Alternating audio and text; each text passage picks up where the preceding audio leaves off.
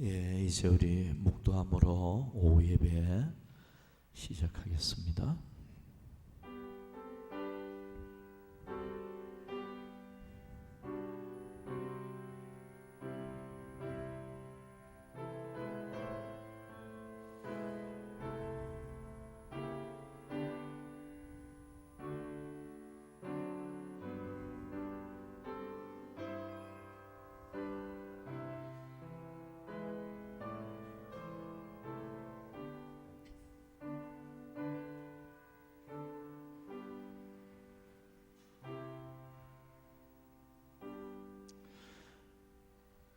우리 하나님 아버지, 이 오후 시간도 이렇게 하나님께 영광 돌리며 예배 드리게 됨을 감사합니다. 예배 가운데 거하시고 예배를 통하여 주의 음성을 들려주시고 예배를 통하여 문제 해결을 주시는 우리 하나님 아버지, 이 시간도 함께 하시고 참여한 모든 자들에게 은혜를 베풀어 주시옵소서. 끝마칠 때까지 주께 모든 것 맡기옵고 예수님의 이름으로 기원하옵나이다. 아멘. 찬송가 373장 부르고 나서 임순택 집사님 기도해 주시겠습니다. 373장.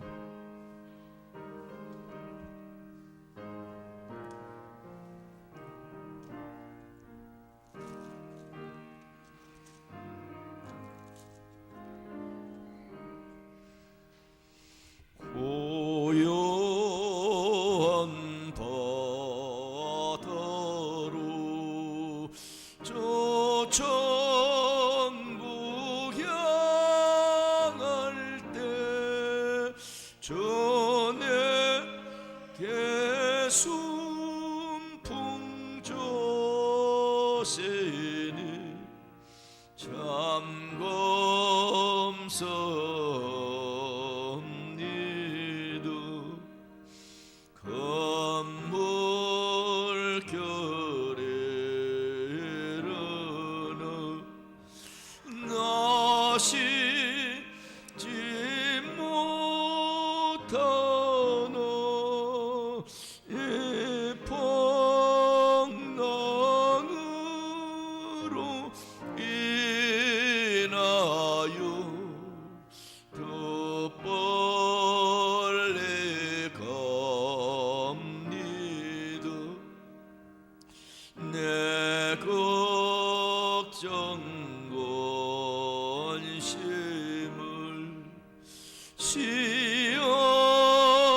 시없게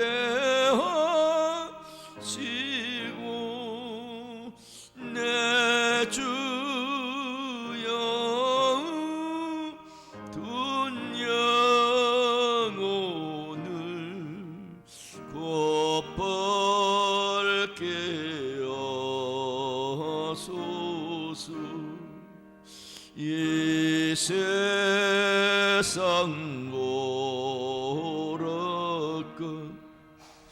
주 뜻을 본받고 내 몸이 지없을 때 큰 믿음 주소서.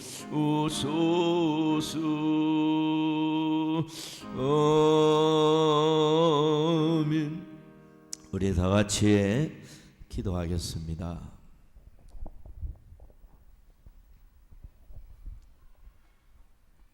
하나님 아버지 앞에 기도드립니다. 지금도 살아계셔 역사하시는 하나님 아버지, 이 시간도 감사의 영광을 돌려드립니다. 죄와 물려 지어주들 벌 수밖에 없는 우리들의 십자가에 대해서의 사랑으로 죄의 병되게 해주시고 성령으로 거듭나사 천국 백성이 되게 해주시고 하늘 받는 자녀가 되게 해주시고 온전한 우동자처럼 보호해 주시는 살아나무지 이 시간도 감사의 영광을 돌려드립니다. 아멘. 아직까지 어려운 문제, 코로나 문제, 아버지 어려운 문제, 모든 것 아버지 깨끗한 우리 서북의 코로나 문제 깨끗이 해결해 주시고 우리 대한민국 5천 모든 깨끗한 우리 온 국민들이 되게 해주시기 바랍니다. 아멘. 가장 어려운 문제, 경제적 문제로 고민하면 힘겨우는 성교들을 기억하시길 원합니다. 괴로울 때 고난을 이겨내신 주님을 바라보게 해주시고 지금까지도 물려주신 주님의 능력을 의지하여 샘을 얻게 해주여 주옵소서. 특별히 병마와 싸움 고통 중에 있는 성도들이 싸우니 병낫기를 깨끗이 씻어주시기 바랍니다. 아멘. 치료해야 하는 것에 깨끗이 치료해 주시기 바라고 우리의 삶을 정교적으로 주님 앞에 맡기고 사는 저희들이 되게 하여 주옵소서. 아멘. 예배를 섬기는 복된 손기들로 축복합니다. 수고하는 많은 손기들 복된 자녀구리 예배를 섬기는 장가원들 모두 섬기는 손길을 위해 아는 은혜를 위해 허락하여 주시옵소서. 하나님의 축복이 깃들게 하옵소서. 말씀을 전가하시는 대변 목사님을 지켜주시고 주님의 친히 임재하시는 복된 예배가 되게 하여 주옵소서. 아멘. 예수님 이름으로 기도드립니다. 아멘.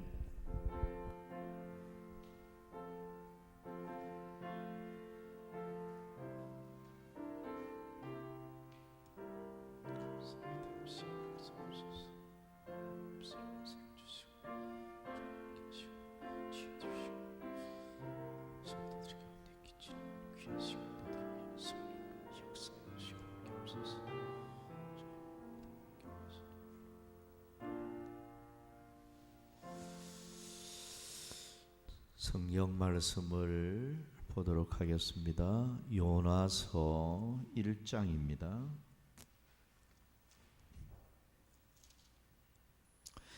요나서 1장 11절부터 15절까지 보도록 하겠습니다. 봉독을 하겠습니다. 바다가 점점 흉용한지라 무리가 그에게 이르되 우리가 너를 어떻게 하여야 바다가 우리를 위하여 잔잔하겠느냐 하니 그가 대답하되 나를 들어 바다에 던지라. 그리하면 바다가 너희를 위하여 잔잔하리라. 너희가 이 큰 폭풍을 만난 것이 나 때문인 줄을 내가 아노라 하니라. 그러나 그 사람들이 힘써 노를 저 배를 육지로 돌리고자 하다가 바다가 그들을 향하여 점점 더 흉용함으로 능히 못한지라. 무리가 여호와께 부르짖어 이르되 여호와여 구하고 구하오니 이 사람의 생명 때문에 우리를 멸망시키지 마옵소서. 무지한 피를 우리에게 돌리지 마옵소서. 주 여호와께서는 주의 뜻대로 행하심이니이다 하고 요나를 들어 바다에 던지매 바다가 뛰노는 것이 곧 그친지라. 그 사람들이 여호와를 크게 두려워하여 여호와께 제물을 드리고 서원을 하였더라. 여호와께서 이미 큰 물고기를 예비하사 요나를 삼키게 하셨으므로 요나가 밤낮 3일을 물고기 뱃속에 있으니라. 아멘.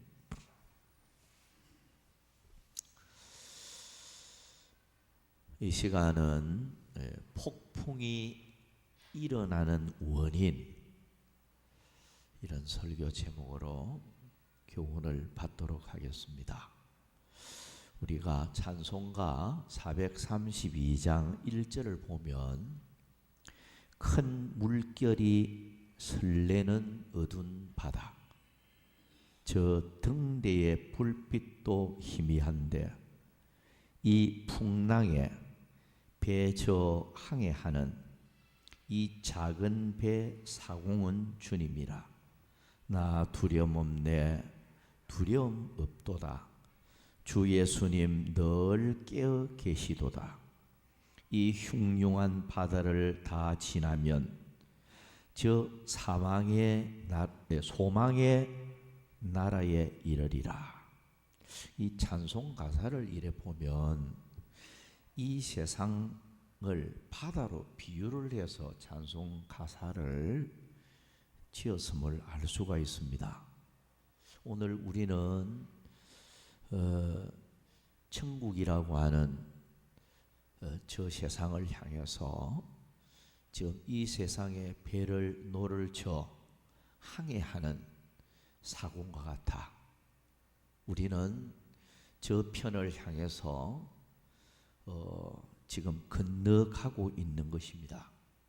그런데 사람은 이 세상을 항해할 때 평탄하고 고요한 바다 같은 그런 삶이 앞길에 전개되기만을 원하고 있어요. 이 세상 바다를 항해하는 가운데 거친 풍랑이 일고 태풍과 같은 이런 폭풍우가 휘몰아치는 것을 그렇게 원하지 않는 것이 또 사람의 마음입니다. 그래서 오늘 우리가 이 세상을 살아가면서 우리 가정은 또 내 인생길은 고요한 바다처럼 평탄했으면 좋겠다. 정말로 평안한 삶을 살다가 죽었으면 좋겠다. 다들 그래 생각을 하죠. 내 인생길에 거친 풍랑이 일고 그 풍랑 때문에 고통당하고 힘들어하는 이런 순간보다는 참 고요한 삶이 나는 좋다. 이렇게 생각이 우리가 들 때가 있습니다. 그러나 우리가 원하지 않는 풍랑이 우리 앞길을 가로막을 때가 있어요. 그래서 언제 엄청난 풍랑이 가정에 휘몰아치고 우리 개인에게 휘몰아칠지 그것은 아무도 알 수가 없어요. 그러면 이 폭풍이 우리 인생길에 일어날 때 그때 신앙생활을 하는 일들을 보면 평가를 할 수가 있어요. 야, 저 사람 참 신앙생활 잘한다, 못한다. 이 풍랑이 일 때에 그 교인의 신앙 수준을 평가할 수 있더라고요. 그래서 오늘 우리 하나님은 때로는 풍랑을 통해서 성도다운 성도를 만들어가고 풍랑을 통해서 정말로 많이 기도하는 사람 되게 하고 풍랑을 통해서 정금 같은 사람 되게 하고 풍랑을 통과시키면서 하나님이 갑절에 복도 주고 또 하나님이 귀하게 쓰는 하나님께 귀하게 쓰임 받는 그런 결과가 나타나더라고요. 그런 면에서 오늘 우리는 폭풍이 일어나면 다 불행으로만 생각을 해요. 성도가 우리의 삶에 거친 풍랑이 일면 가정에 풍랑이 일어나고 건강에 풍랑이 일어나고 이런저런 풍랑이 일어나면 그게 전부 다 어떤 불행으로만 자꾸 이렇게 생각할 수가 있어요. 그러나 절대 그렇지 않습니다. 성경적으로도 보면 고난 당한 것이 유익이라는 말씀처럼요. 풍랑을 통해서 정말로 주님과 더 가까워지고 신앙도 더 성숙해지고 풍랑의 고비를 넘기고 나서 하나님의 놀라운 축복이 나타나는 그런 경우가 실제로 많이 있습니다. 그렇기 때문에 우리는 폭풍이 일어날 때 어떤 생각을 하고 어떤 자세를 가져야 할까? 자, 이 시간은 폭풍이 일어나는 원인 몇 가지를 생각하고자 합니다. 자, 첫째는 폭풍을 잔잔케 하시는 주님을 알게 하고 주님만 의지하도록 하기 위해서입니다. 마가복음 4장 37절부터 39절을 보면 큰 풍랑이 일어나며 물결이 배에 부딪혀 들어와 배에 가득하게 되었더라.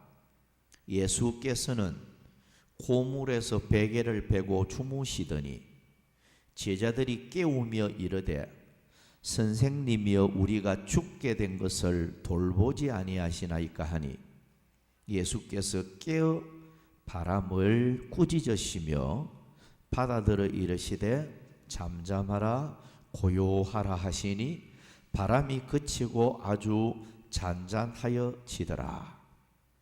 예수님의 제자들이 큰 풍랑을 만나서 죽음의 위기를 만난 것이 두 번 성경에 기록이 되고 있습니다. 첫째는 마태복음 14장 23절부터 33절까지 보면 제자들 자기들끼리만 배를 타고 가다가 풍랑을 만났어요. 그때는 예수님이 함께 하지를 아니하고 자기들끼리만 배를 타고 건너가다가 큰 풍랑을 만난 사건을 기록을 하고 있고요.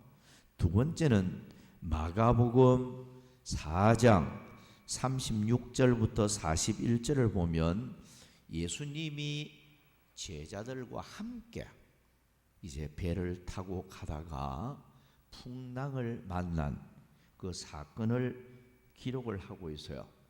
이때는 예수님이 주무시고 계셨어요. 그런데 풍랑이 일어났습니다. 자, 그런데 이 두 사건 가운데서 공통점은 난파선과 죽음의 위기에서 부르짖을 때 바다가 고요하게 되었다. 이게 공통점입니다. 우리가 이 두 사건에서 중요한 두 가지 진리를 우리는 발견하게 됩니다. 하나는 우리 주님은 풍랑을 잔잔하게 할 수 있는 전능자요, 문제 해결자요, 구원자가 되심을 분명히 보여주고 있습니다. 두 번째는 주님께 부르짖으며 전적 의지할 때 문제 해결이 되어졌다 하는 것입니다. 자, 여러분, 우리가 제자들끼리 자기들끼리 가다가도 큰 풍랑을 만나서 문제 해결이 되었고 예수님과 함께 가다가도 문제 해결이 되어졌는데 그 문제 해결이 되어진 것은 주님이 풍랑 문제를 해결한 거죠. 제자들이 풍랑을 해결한 게 아니잖아요. 풍랑이 일어나서 큰 위기를 맞이했을 때 그 풍랑 문제를 해결해 주신 분이 주님이고 또 제자들이 예수님을 깨우며 부르짖을 때 풍랑이 해결되어졌다. 여기에서 우리는 교훈을 받게 됩니다. 여러분, 우리가 이 세상을 살아가면서 어떤 풍랑이 일든지 간에 그 풍랑을 해결할 수 있는 분은 하나님이에요. 하나님이 해결할 수 있어요. 하나님이 해결하고자 하면 어떤 풍랑이 일어나도 그 풍랑을 주님은 잠재울 수 있고 해결할 수 있다. 우리 주님은 문제 해결자다 라는 걸 우리에게 교훈을 하고 또 하나는 부르짖을 때 문제 해결이 되어질 수 있다. 풍랑이 잔잔해질 수 있다. 라는 교훈을 받게 됩니다. 이런 면에서 여러분, 풍랑일 때에 우리가 깨달아야 될 게 이 풍랑을 잔잔하게 하시는 그분을 알게 하는 거예요. 그래서 실제로 믿음의 연단을 잘 받은 사람들 보면 큰 환난 만났을 때 하나님이 그 문제를 해결해 주시는, 그걸 체험하면서 하나님의 능력을 깨닫게 되는 이런 경우가 굉장히 많습니다. 그래서 이 폭풍, 이 풍랑을 통해서 이 풍랑을 잔잔하게 하시는 주님을 알게 하고요. 또 주님만 의지하도록 하기 위해서, 그래서 우리가 살면서 힘든 어려움을 만날 때 나도 모르게 주님을 많이 의지하는 그런 자세를 가질 수밖에 없어요. 그래서 이 풍랑일 때 우리는 그 주님을 생각하고 전적 주님을 의지하는 그런 자세를 가져야 합니다. 우리 인생길에 아무리 풍랑이 일고 그친 인생길이 되어져도요, 잔잔하게 하시는 주님만 함께하면 되잖아요. 제자들이 배를 타고 가다가 아무리 거친 풍랑이 일어서 위기가 닥쳐도 주님이 계시니까 주님이 잔잔하라, 주님이 고요하라, 문제 해결이 되어버리는 거예요. 그러면 오늘 우리 인생길에 주님이 우리의 동업자가 되어줘야 돼요. 우리의 동행자가 되어줘야 된다. 주님이 동업자가 되어지고 함께하는 사람이 되어지면 그 사람은 문제 해결도 받지만은 풍랑이 축복이 되어질 수도 있습니다. 비누 그리고 양초, 비누와 양초를 만드는 한 젊은 사람이요, 이제 나이도 이제 좀 들고 하니까 내가 무엇을 결정을 하고 어떤 사업을 해야 되지 않겠냐 생각을 하고 산전수전 다 겪은 한 노인을 찾았어요. 찾아서 노인에게 내가 이제 청년이 되고 내 삶을 스스로 개척해야 될 이런 이제 시기에 있는데 어르신, 내가 무엇을 하면 좋을까요? 이제 그렇게 자기 인생 어떤 길을 물으면서 질문을 한 거예요. 그러니까 이 노인이 가만히 듣고 있다가, 당신이 지금 비누하고 양초하고 만드는 사람이니까, 지금까지 만들어 왔으니까 그 일을 하라. 그 일을 하되 몇 가지 이야기를 해줬어요. 하나는 주님을 동업자로 여겨라. 당신이 사업을 할 때 주님을 동업자로 여겨라. 또 하나는 10분의 1을 드려라. 11조를 드리라. 그러면서 이제 또 한 가지를 말을 하기를, 당신의 인생의 주인은 당신 자신이 아니고 우리 주님이 주인임을 절대로 잊지 말아라. 그러니까 이 세 가지를 그렇게 분명하게 말을 했다는 거예요. 그래서 주님을 동업자로 여기고 주님께 수입의 10분의 1을 드리고, 또 게다가 주님이 내 사업의 진정한 주인이다. 내 삶의 주인은 주님이다. 그걸 생각을 하고 실행에 옮겨서요, 사업을 하면서 그대로 했다는 거예요. 이 사람이 결국 세계적인 거부가 되었고요. 이 사람이 바로 콜게이트 상표 창설자 윌리엄 콜게이트입니다. 세계적인 거부가 되어졌죠.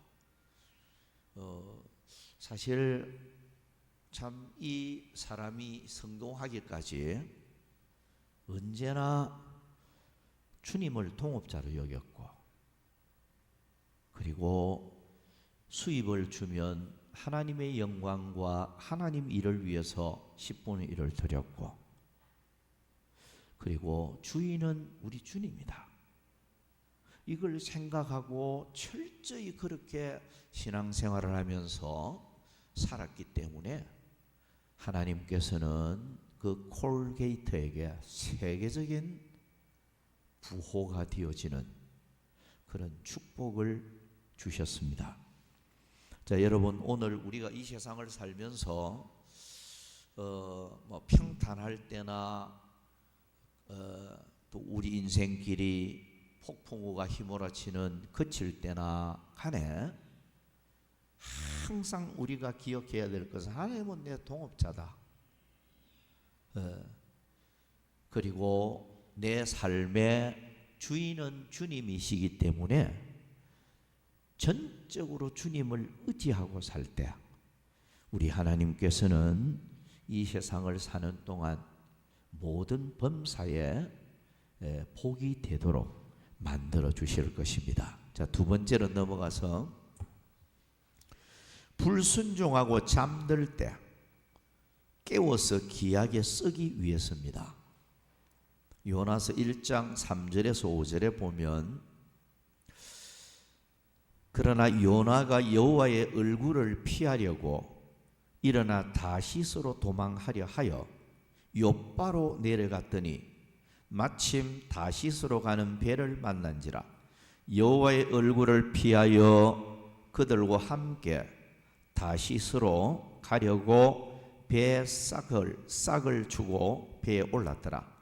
여호와께서 큰 바람을 바다 위에 내리시며 바다 가운데 큰 폭풍이 일어나 배가 거의 깨지게 된지라. 사공들이 두려워하여 각각 자기의 신을 부르고 또 배를 가볍게 하려고 그 가운데 물건들을 바다에 던지니라. 그러나 요나는 배 밑층에 내려가서 누워 깊이 잠이 든지라. 자, 여러분, 요나가 하나님의 사명을 받고 가야 할 장소는 니느웨 성입니다. 니느웨 성에 죄로 인하여 멸망할 많은 영혼들을 하나님이 그들을 불쌍히 여기시고 사랑해서 구원해 주는 것이 하나님의 뜻이어서요, 요나를 니느웨 성으로 특파하기를 원했는데 요나는 다시스로 도망을 했죠.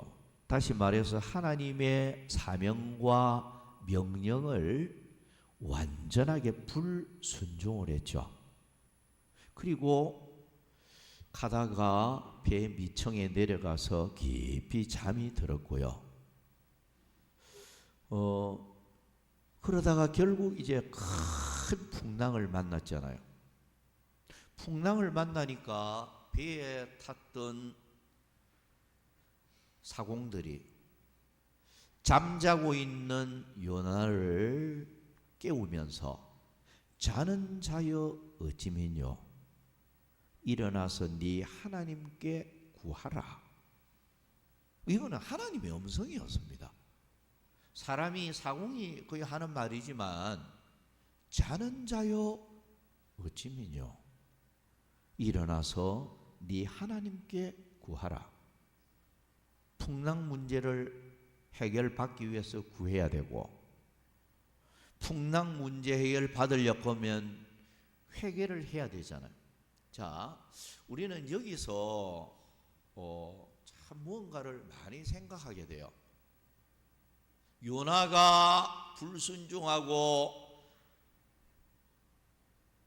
다시스로 가는 배를 타고 가는데 풍랑이 안 일고 평탄하고 뭐 좋은 그런 고요한 바다 길만 열렸다면 어떻게 되었을까? 이렇게 생각을 해봐요. 이 풍랑이 일어서 생명의 위기를 느끼는 이런 아주 절박한 상황이 나지 아니었으면 요나의 신앙생활이 어떠했을까? 우리가 생각해 봐야 돼요. 만약 요나에게 풍랑이 일어나지 아니었더라면 요나는 계속해서 불순종의 길을 걸었을 것이고 기도도 안 했을 것이고 멸망할 니느의 많은 영혼들을 불쌍하게 여기고 살리는 일을 하지 아니했을 것이고 하나님을 기쁘시게 하는 자가 될 수도 없었을 것이고, 그죠? 그러니까 이 풍랑 때문에 하나님이 대풍을 일으킴으로 풍랑 때문에 순종의 자리에서 불순종의 자리에서 순종하는 사람으로 바뀌어지게 되는 거예요. 대풍 때문에 자기 죄 때문에 대풍이 일어난 줄 알았고 이 풍랑은 바로 나 때문이다. 그러니까 나를 바다에 던지라. 이 회개하는 사람이 되어졌고 풍랑 때문에 요나서 2장을 읽어보면 물고기 배 속에서 참 눈물겹게 기도하는 요나의 기도가 나와요. 2장을 읽어보면 요나의 그 간절한 기도가 막 계속 되잖아요. 그 풍랑 때문에 요나는 깊은 기도를 하는 눈물의 기도의 사람이 되었고 그 풍랑 때문에 결국 바다에 던짐을 받으면서 죽을 위기에서 하나님이 기적적으로 요나를 살려서 바닷가에 물고기가 토하게 했고 그 바닷가에서 다시금 두 번째 하나님의 음성을 듣고 니느웨 성에 가라는 하나님의 명을 받고 순종하면서 니느웨 성에 가서 결국 40일 후에는 이 성이 망한다. 하나님이 말씀하는 대로 선포를 했어요. 그랬더니 왕과 더불어 온 백성들이 베옷을 입고 회개하면서 하나님께로 돌아온 거예요. 자, 보세요. 풍랑 때문에 요나는 순종하는 사람이 됩니다. 기도하는 사람이 됩니다. 사명을 이제 수행하는 사람이 됩니다. 많은 영혼을 구원하는 이런 복음적인 사람이 되어졌고 요나는 하나님의 큰 뜻을 이루는 그런 사람이 되어졌죠. 그러면 요나에게 있어서 풍랑은 반드시 필요했던 거예요. 그죠? 요나에게 풍랑 이것은 요나를 깨닫게 하고 녹아지게 하고 하나님 앞에 바로 서게 하고 하나님의 거룩한 뜻을 이루어가는 그런 과정에 있어서 꼭 필요한 풍랑이었던 겁니다.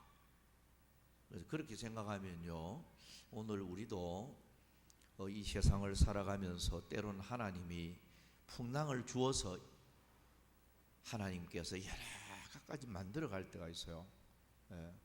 풍랑을 주어서 깨닫게 하고 기도하는 사람 되게 하고 하나님 앞에 이 모양 저 모양으로 우리를 귀하게 쓰기 위해서 그렇게 풍랑을 줄 때가 많아요. 잠들어 있는 영혼을 깨워서 귀하게 썼지 않아요. 요 나를 풍랑으로 깨우는 거예요. 그런 면에서는 여러분 우리가 믿음 생활을 하다가 영적으로 내가 좀 잠들었구나, 잠자는구나 이런 생각이 들면 정신 부쩍 차려야 돼요. 하나님이 어떨 때는 일부러 깨우려고 풍랑 막 이렇게 본다고. 막 풍랑 일면요, 막 풍랑이 막 휩싸여 가지고 막 고통이 뭐 없을 수가 없잖아요. 그러면 이제 막 깨워서 막 주야 하고 이제 기도할 수밖에 없고 눈물로 이제 기도하는 사람 되고 하는데요. 우리가 하나님이 꼭 깨우려고 풍랑을 주어야 영적으로 깨어나는 사람, 한 수 늦은 사람이에요. 우리 믿음 생활 하다가 내가 영적으로 조금 침체되고 잠이 든다 싶을 때는 그때마다 스스로 깨달아야 돼요. 가만히 있으면요, 영적으로 잠들어 있는 상황이라면 하나님이 결국 대풍 일으킬 수도 있다는 거예요. 요나처럼 깨우려고 말이에요. 그러니까 항상 우리 자신을 되돌아보고 우리가 영적으로 깨어 있는 이런 삶을 살아야 된다. 시편 42편 7절 8절을 보면 주의 폭포 소리에 깊은 바다가 서로 부르며 주의 모든 파도와 물결이 나를 휩쓸었나이다. 낮에는 여호와께서 그의 인자심을 베푸시고 밤에는 그의 찬송이 내게 있어 생명의 하나님께 기도하리로다. 이 파도 물결이 휩쓸리니까 너무 이 파도와 이 물결이 막 밀어붙이니까 기도할 수밖에 없으니까 밤에도 하나님 앞에 기도하는 이런 장면이 조금 전에 읽은 그 내용이에요. 시편 88편도 보면 7절부터 9절 내용까지 보면 주의 노가 나를 심히 누르시고 주의 모든 파도가 나를 괴롭게 하셨나이다.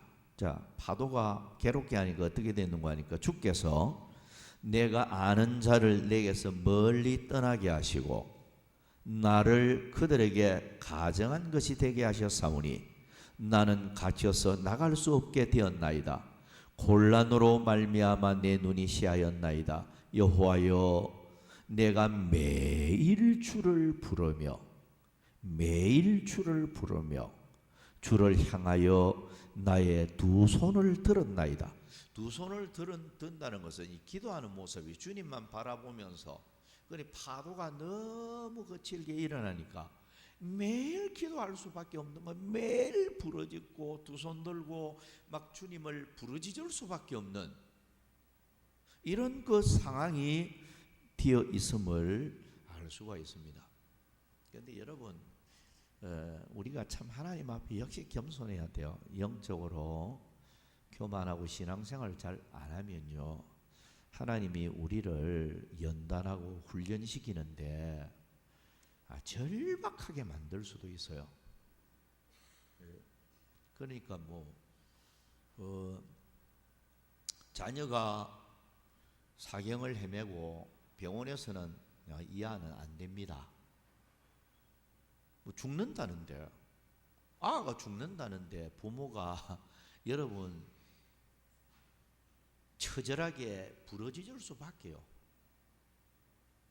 저는 목회하면서 그런 교인들을 많이 봤거든요. 한두 사람이 아니고.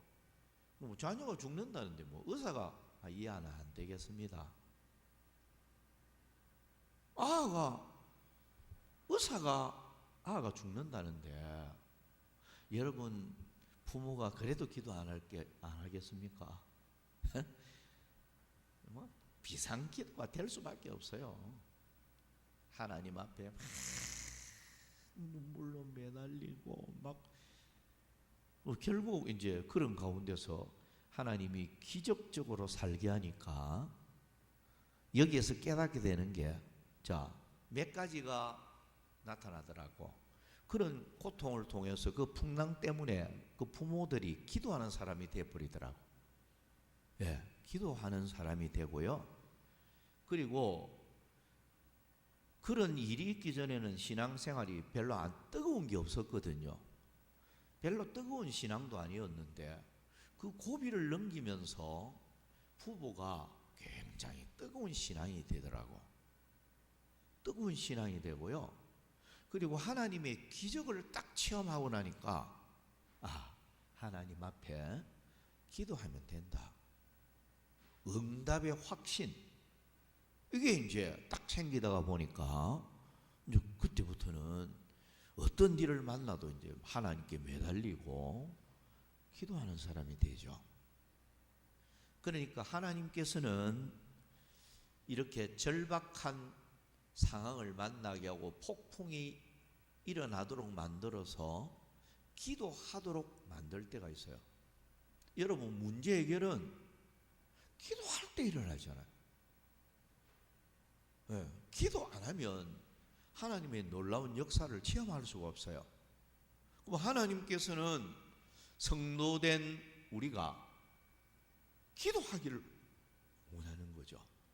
어떤 상황을 만나도 하나님 앞에 부르짖고 기도하다가 보면, 매달리면 하나님이 좋은 길을 열어주고 여호와 이레께서 좋은 것을 준비를 해주고, 부르짖으니까 에벤에셀의 하나님 도와주고, 그러면서 좋은 결과로 이어지는 거잖아요.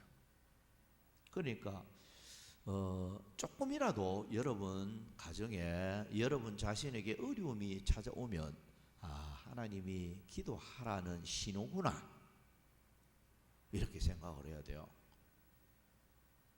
그래서 하나님 앞에 부르짖으면 하나님께서 반드시 놀라운 능력으로 나타납니다. 우리가 성경에 보면 히스기야라는 사람 여러분 잘 알잖아요. 죽을 병이 찾아오고 하나님이 집 정리를 하라, 죽으니까 이제 집 정리하라는 거죠. 그러면 사형 선고 아닙니까?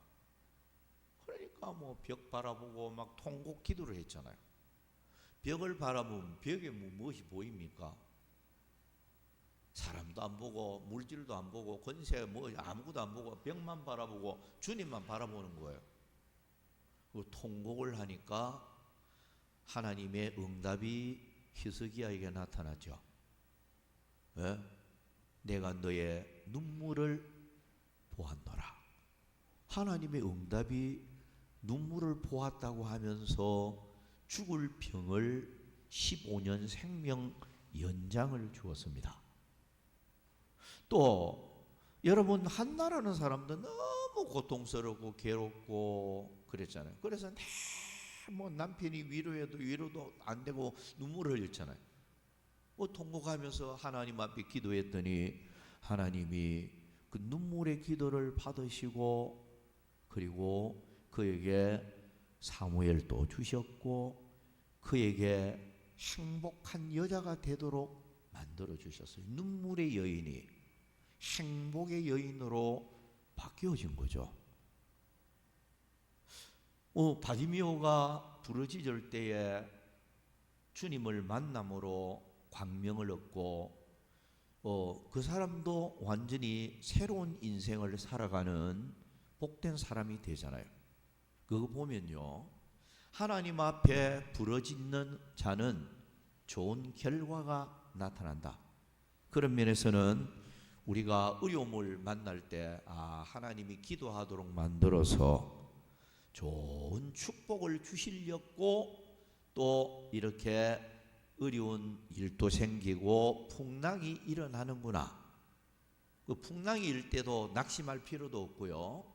하나님 앞에 더 부르짖고 기도하면 좋은 결과가 나타날 것입니다. 자, 마지막으로 폭풍이 없는 고요한 바다가 되도록 하려고 하면 두 가지는 꼭 생각을 하셔야 됩니다. 여러분들의 삶이 좀 평탄하게 살기를 원한다면 두 가지를 생각을 하셔야 됩니다. 하나는 죄의 요나를 던져야 됩니다. 요나서 1장 15절에 보면 요나를 들어 바다에 던지매 바다가 뛰노는 것이 곧 그친지라. 자, 요나를 바다에 던졌다는 것은 이거는 회개를 의미하는 거죠. 죄의 사람, 불순종의 사람 요나를 바다에 던졌다.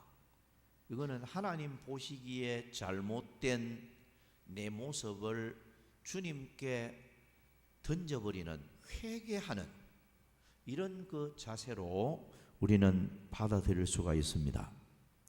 역대하 7장 13절부터 15절까지 보면 혹 내가 하늘을 닫고 비를 내리지 아니하거나 혹 메뚜기로 소산을 먹게 하거나 혹 전염병이 내 백성 가운데 유행하게 할 때 내 이름으로 일컬는 내 백성이 그들의 악한 길에서 떠나 스스로 낮추고 기도하여 내 얼굴을 찾으면 내가 하늘에서 듣고 그들의 죄를 사하고 그 땅을 고칠지라. 이제 이곳에서 하는 기도에 내가 눈을 들고 귀를 기울이리니. 자, 이 무슨 말입니까? 여러분, 온갖 재앙이 찾아오고 풍랑이 일 때 하나님 앞에 철저히 낮아져서 회개할 때 하나님께서는 고칠 것을 고치고 환경을 완전히 바꾸어 주겠다는 거예요. 그런 면에서 우리가 어려움을 만날 때에 하나님 앞에 회개하는 자세부터 가져야 된다. 죄의 요나를 던져버려야 된다. 이거부터 잘하면 하나님께서 불쌍히 여기시고 문제 해결을 줍니다. 시편 34편 18절 19절에 보면 여호와는 마음이 상한 자를 가까이 하시고 충심으로 통회하는 자를 구원하시는 도다. 의인은 고난이 많으나 여호와께서 그의 모든 고난에서 건지시는 도다. 회개하는 자세를 가져야 되고, 마지막으로 두 번째는 주의 종의 말을 잘 들어야 합니다. 사도행전 27장 10절 11절에 보면 말하되 여러분이여 내가 보니 이번 항해가 하물과 배만 아니라 우리 생명에도 타격과 많은 손해를 끼치리라 하되 백부장이 선장과 선주의 말을 바울의 말보다 더 믿더라. 자, 바울의 말은 이 목회자의 말을 잘 듣지 아니하니까 유라굴로라는 광풍을 만났음을 기록을 하고 있죠. 그래서 사도행전 27장 21절에 보면 바울이 가운데 서서 말하되 여러분이요 내 말을 듣고 글에 대해서 떠나지 아니하여 이 타격과 손상을 면하였더라면 좋을 뻔하였느니라. 자, 여러분 그 바울의 말을 듣는 것은 주님의 음성을 듣는 거하고 마찬가지였어요. 왜냐하면 바울이 기도하는 가운데서 이번 항해를 하면 엄청난 태풍을 만난다. 응답을 받았어요.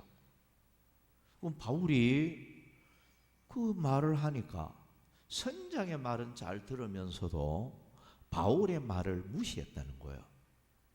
그 주의 종의 말을, 목회자의 말을 안 듣고 고집대로 가니까 태풍을 만났다. 근데 여러분 신앙생활을 하면서 목회자가 가르쳐 주는 것은 하나님의 말씀이잖아요. 하나님의 말씀을 가르치기 때문에 그 하나님의 말씀은 목회자가 설교를 하지만 하나님의 음성입니다.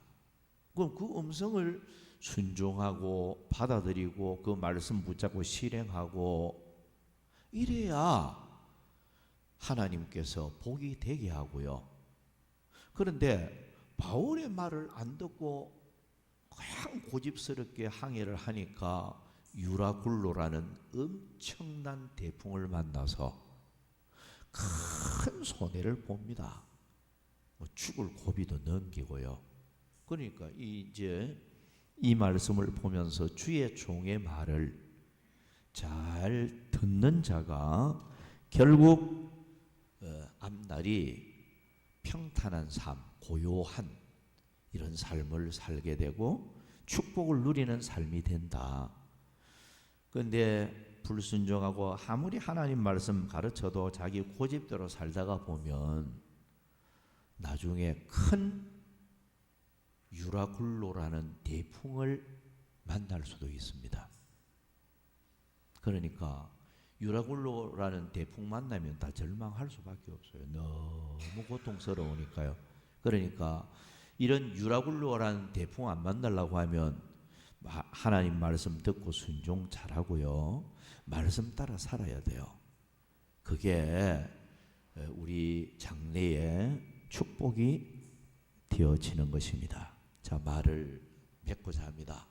여러분, 오늘 우리는 언제나 고요한 바다만을 원하고 평탄한 우리의 길만을 원하고 있어요.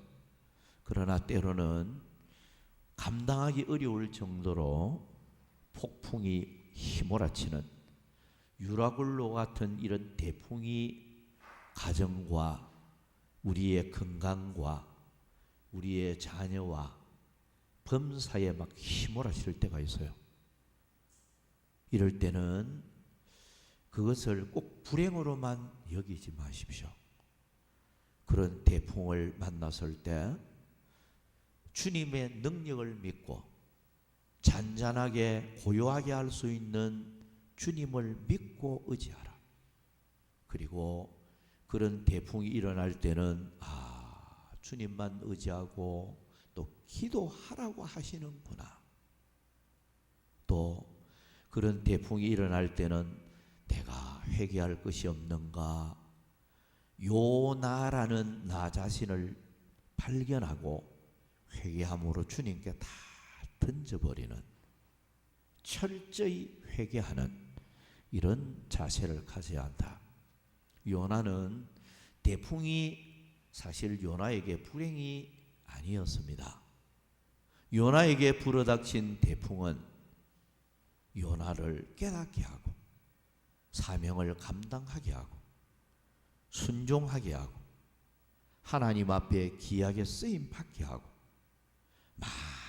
많은 사람을 구원시키는 그런 열매로 나타나게 된 거예요. 그럼 요나에게 있어서 대풍은 그 순간은 고통이었지만 요나에게 있어서 대풍은 축복으로 나아가는 통로 같은 역할을 했다. 그런 면에서 여러분 인생길을 살면서 뭐 우리가 평안하게 살기만을 원하는데 근데 우리 앞길에 언제 무슨 이런 대풍이 불어올지 그건 아무도 알 수가 없어요. 근데 제가 지금 주는 이 말씀을 여러분 가슴에 고이 새기시고 살다가 어떤 대풍이 일어날지라도 낙심도 말고 절망도 말고 대풍을 통해서 주의 능력을 체험하고 그리고 주님을 간절히 찾음으로 대풍이 오히려 요나처럼 축복이 되어지는 그런 결과로 나타났으면 좋겠습니다. 자, 오늘 여기까지 말씀을 드리고 자 찬송하겠습니다.